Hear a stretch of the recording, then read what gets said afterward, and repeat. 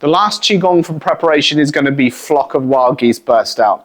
This can also be known as the single goose leaves the flocks, and it also means the same thing. It's just a reference to the sweeping movement that we use the arms and how to generate that power and transfer it from flower hides under leaf and issue it out into a movement where we can use it for something else. So we're going to go from our right standing flower hides under leaf as we would in the form.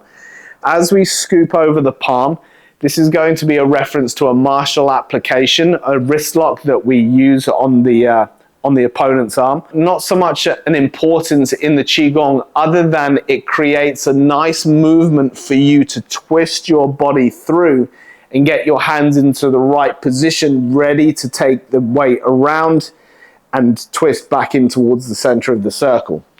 So as we sit in flower hides under leaf, the weight's predominantly over that right leg. So as we scoop, we're going to lead with the right hand.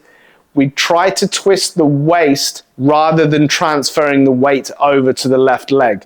So make sure that you're not transferring the weight, because when it goes to turn that toe, you're not going to be able to adjust the foot.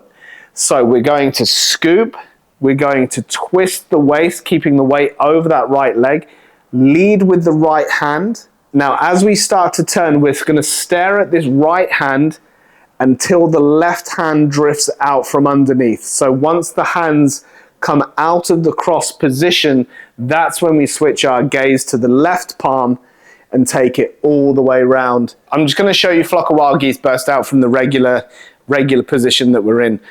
So from flower hides under leaf, again, we have the weight over the right leg. We scoop with the right hand, lead with the right fingers as we begin to turn the body. Now, for the Qi Gong, we're not going to release the foot. We want to bring the hand round as much as we possibly can, twist the waist all the way through, and this is going to be a Qi Gong that works on the lungs. So where you feel the twisting, you should almost have difficulty breathing in this position. Not so much so that you can't breathe at all, but you should feel the twist just really applying pressure to the lungs, and this is what helps to exercise them.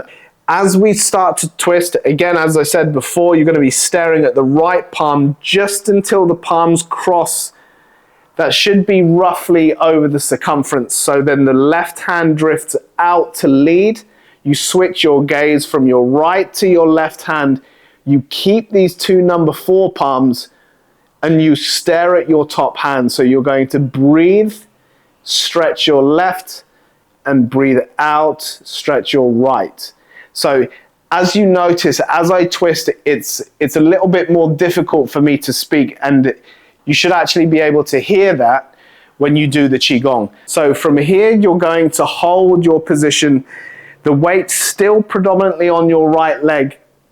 You should feel that tension all the way through the torso, so all the way down through the sides as well.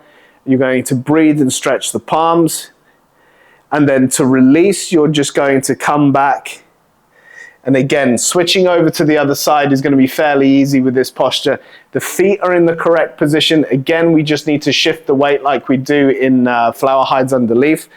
So as you cross the hands, you bring it up, let the weight transfer over to the left leg, and that's just going to allow you just a little bit more room to twist your body in towards the center.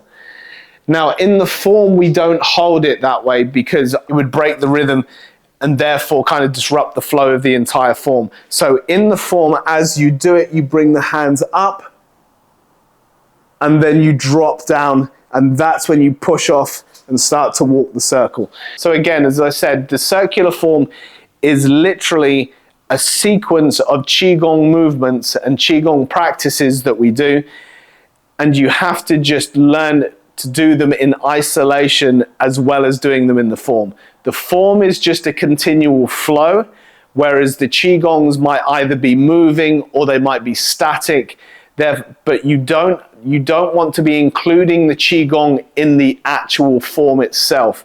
The real benefit comes from holding each of the positions or each of the postures and doing the correct Qi Gong. multiple times and training it over and over and over until your body gets the correct training or the correct conditioning from the movement itself.